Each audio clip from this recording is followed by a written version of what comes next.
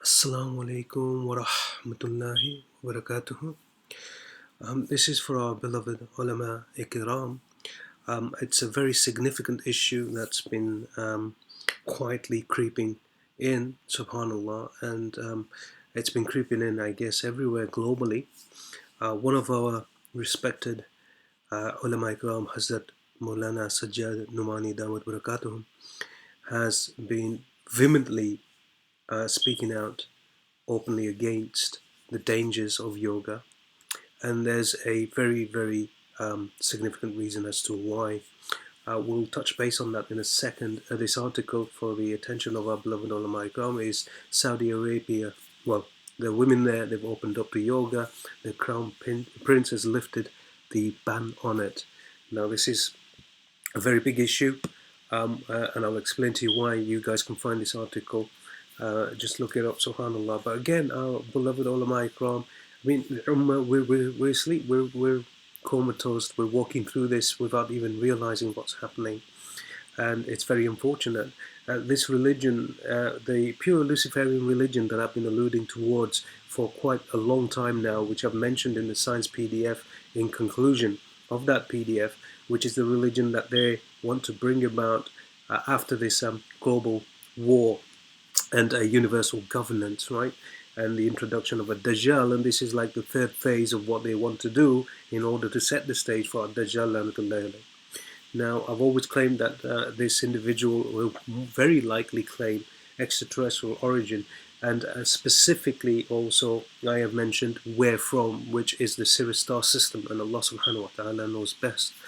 But talking about this particular issue very carefully, this is basically what yoga is, right? You have, now I understand yoga simply because not just from a spiritual aspect, but I actually sell shilajit, pure mountain purified shilajit resin.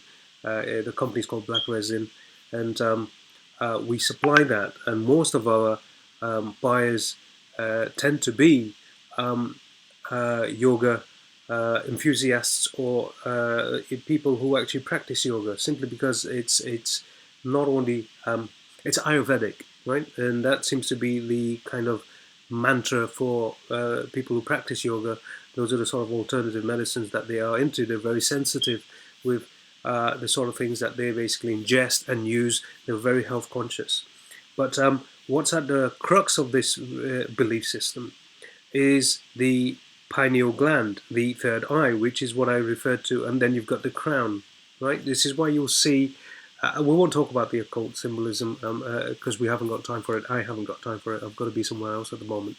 But what you notice is the seven chakras, and this is the third eye opening, which is basically pretty much the same thing as what Buddhism practices, Hinduism practices, yoga. You've got the new age spiritual religions, as well as Freemasonry, where you've got the pineal gland after the 33rd vertebrae, which is the spine, right?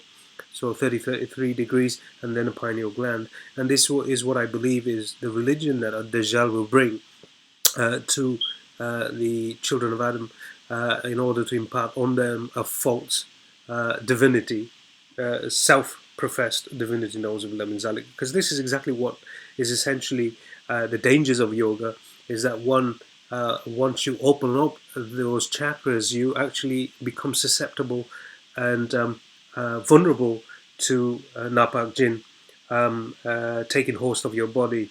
And then they activate certain, I guess, realities within you which we weren't meant to meddle with in the first place, in the first instance, right? But through these initiation processes, what we do is we open up ourselves to that reality, and we leave that circle of protection that Allah subhanahu wa ta'ala has provided us, and we step out of it. And then our awliya become their shayateen, right? And then they open up other realities within us and other capacities, and this lends the individual, and it's quite seductive to end up to believe that there's some sort of divinity within you. It's an easier sell, isn't it? Because there's nothing that I guess peaks divinity. That is the peak. Subhanallah. Allah subhanahu wa ta'ala is our Rabb, and all else is creation. But when creation is sold this false narrative, which goes back to the Garden of Eden and the biblical narrative, is that the biblical narrative states, which is a false narrative, but it states that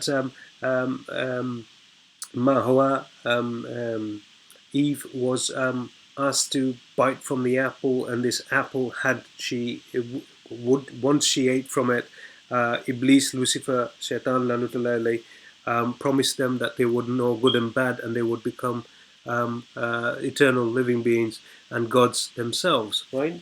And this lends into again the Amanita Muscaria, and that's something maybe perhaps our beloved ulama want to underline and study at some length. And then the Vesica Pisces, which again lends to the pineal gland, and then the Eye of Ra, which I mentioned to you guys previously in many discussions, where I believe that this symbol will be what we will find on Ad-Dajjal Lanatullah forehead, marked on his forehead, and Allah subhanahu wa ta'ala knows best. But this particular symbol, which is the Vesica Pisces, you've got the Fa here. Hold on, for whatever reason we can't see that. Let's look at this. You've got the Fa with the dot in the middle, right? And if you just raise the dot above the eye, then it looks like a Fa. You've got the Ra upside down, and you've got the Kaf upside down as well. I believe that this is exactly what's going to be pasted on his forehead as well. At any rate, the Crown Prince has just opened up the Saudi Arabia to yoga. He's made it. It's actually, the claim is halal now. So may Allah subhanahu wa ta'ala protect us. This is again opening the doors for the religion of Ad-Dajjal. To the Hijaz, we understand that Dajjal is going to enter every city and every town other than Medina and Mecca. So all of this is lending towards, again, you've got the whole drive towards Eom as well, right? Subhanallah, which is interesting because it's analogous to Om, the mantra of yoga and Hinduism. Right, there's a lot here that subhanallah alludes us. It's very, we're in a very, very, very sad state of affairs.